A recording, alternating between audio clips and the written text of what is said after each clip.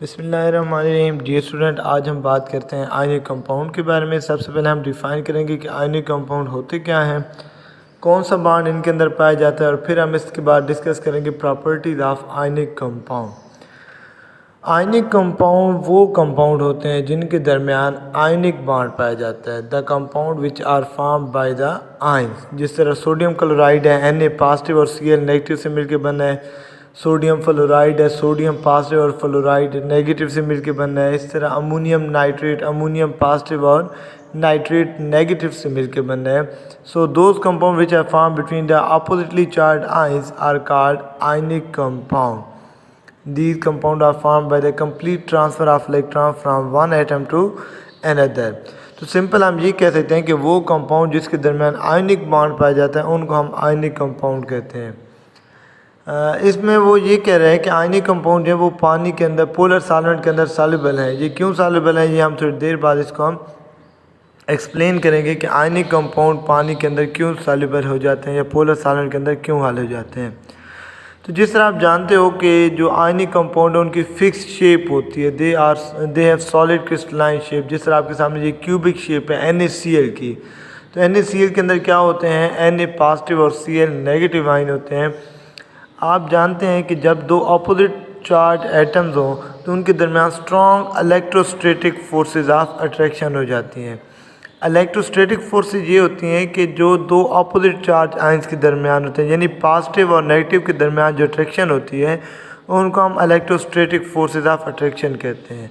इसी तरह बहुत से आयंस जब आपस में इलेक्ट्रोस्टैटिक फोर्सेस ऑफ अट्रैक्शन के साथ मिलकर बॉन्ड बनाते हैं, जब मिलकर आपस में जुड़ते हैं तो उनकी एक फिक्स सॉलिड शेप बन जाती है। ठीक है जी, तो हम कहते हैं कि आयनिक कंपाउंड की फिक्स शेप है।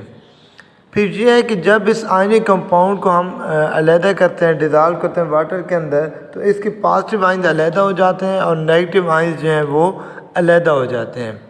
पॉजिटिव आयन्स अलहदा हो जाते हैं और नेगेटिव अलहदा हो जाते हैं। फिर जब भी हम किसी भी साल्ट को या आयनिक कंपाउंड को पानी के अंदर डिज़ाल्व करते हैं तो वो सारे के सारे क्या हो जाते हैं, डिज़ाल्व हो जाते हैं, वाटर के अंदर हल हो जाते हैं। जिस तरह सोडियम क्लोराइड की एग्जांपल दे रहा है कि वो भी सॉल्युबल है, सोडियम फ्लोराइड सॉल्युबल है, अमोनियम नाइट्रेट सॉल्युबल है। So these are all ionic compound which are soluble in water. उसकी रीज़न यही है कि जब भी हम आयनिक कंपाउंड को पानी के अंदर डिज़ाल्व करते हैं तो इसके आयंस अलहदा अलहदा हो जाते हैं। ठीक है जी, अब इसी बात को वो मज़ीद थोड़ी वजाहत के साथ एक्सप्लेन करेगा कि आपके पास आयनिक कंपाउंड है वो वाटर के अंदर किस तरह सॉल्युबल हैं। यहाँ पर अगर आप देखें तो वही एग्जांपल दोबारा कि सोडियम क्लोराइड जो है वो सोडियम पॉजिटिव और Cl नेगेटिव के साथ मिलकर बनता है, तो ये डिसोसिएट हो जाता है, मतलब अलहदा अलहदा हो जाता है। Na पॉजिटिव आयन जो हैं वो अलहदा हो जाएंगे और Cl नेगेटिव आयन जो है वो अलहदा हो जाएंगे, डिस्पर्स हो जाएंगे मीडियम्स के अंदर। जैसे ये पॉजिटिव और नेगेटिव आयन मीडियम के अंदर डिस्पर्स हो जाते हैं, अलहदा अलहदा हो जाते हैं, वाटर मॉलिक्यूल के अंदर आप जानते हैं कि ऑक्सीजन के ऊपर पार्शियल नेगेटिव चार्ज होता है और हाइड्रोजन के ऊपर पार्शियल पॉजिटिव चार्ज होता है।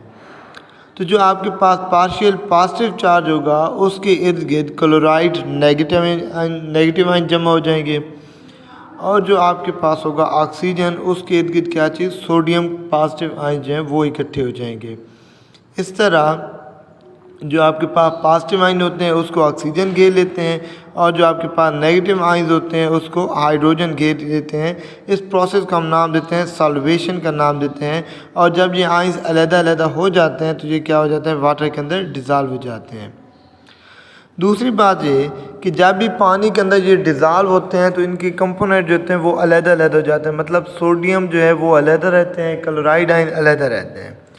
और अगर आपको याद हो तो पहले मैंने आपको ये बात कही थी कि इलेक्ट्रिसिटी दो चीज़ों की वजह से कंडक्ट हो सकती है, या तो फ्री इलेक्ट्रॉन्स की वजह से या फिर फ्री आयंस की वजह से। अब क्योंकि आपके पास सोडियम क्लोराइड जब हम पानी के अंदर डिज़ाल्व किया तो सोडियम आयंस अलहदा हो गए, क्लोराइड आयंस अलहदा हो गए।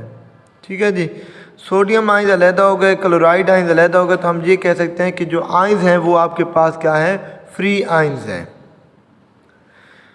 तो जब भी हम सॉल्यूशन के अंदर थोड़ा सा नमक डाल लें और फिर उसमें से हम इलेक्ट्रिक करंट पास करें, यहाँ पर इलेक्ट्रोलाइसिस का प्रोसेस दिखाया जा रहा है जिसमें आपके पास साल्ट का एक सॉल्यूशन है, उसके अंदर दो इन्होंने इलेक्ट्रोड डिप किए हुए हैं। जिस तरह बैटरी के दो टर्मिनल होते हैं ना, पॉजिटिव और नेगेटिव, इसी तरह इन इलेक्ट्रोड पर भी पॉजिटिव और नेगेटिव चार्ज ही होता है। इनको हम बैटरी के साथ जोड़ते हैं।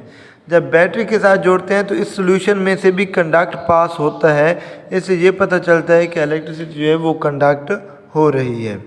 इलेक्ट्रोलाइसिस इस प्रोसेस का हम नाम देते हैं कि आपके पास जो इलेक्ट्रिक करंट होता है वो साल्ट के सॉल्यूशन में से पास कर सकते हैं। तो इस सारे अगर हम मामले के इस सारे जो प्रोसेस है इसको हम समराइज़ करें तो ये बात कह सकते हैं कि आपके पास जो आयनिक कंपाउंड हैं they are good conductor of electricity only in molten form, पिघली हुई हालत में अच्छे कंडक्टर होते हैं, और इन सॉल्यूशन फॉर्म या सॉल्यूशन की शक्ल में ये क्या होते हैं, अच्छे कंडक्टर होते हैं। सॉलिड फॉर्म में ये अच्छे कंडक्टर नहीं होते क्योंकि इनके जो आयंस होते हैं वो टाइटली पैक्ड होते हैं। लेकिन जब सॉल्यूशन की अगर हम बात करते हैं तो आयंस फ्री हो जाते हैं and these free ions provide opportunity for the conduction of electric current.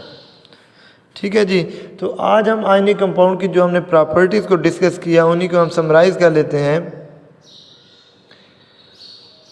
पहले हमने बात की कि जो आपके पास आयनिक कंपाउंड होते हैं दे आर ब्रिटल, मतलब इनके आयंस होते हैं वो भुरभुरे होते हैं। अगर इनके ऊपर थोड़ी सी फोर्स लगाएं तो ये टूट भी सकते हैं। इलेक्ट्रिसिटी कंडक्ट कर सकते हैं, इनकी फिक्स शेप होती है, they are soluble in water, और सॉल्यूशन में क्या होते हैं, फ्री फ्लोटिंग आयंस होते हैं, मतलब इनके आयंस अलग-अलग होते हैं और यही रीज़न होते हैं कि ये इलेक्ट्रिसिटी कंडक्ट